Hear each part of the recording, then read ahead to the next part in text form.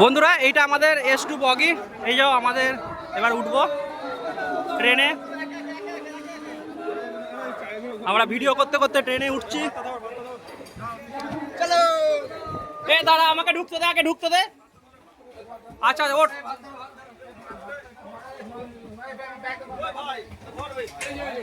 এই যে আমাদের সব উঠছে। চলো 53 তো এই 45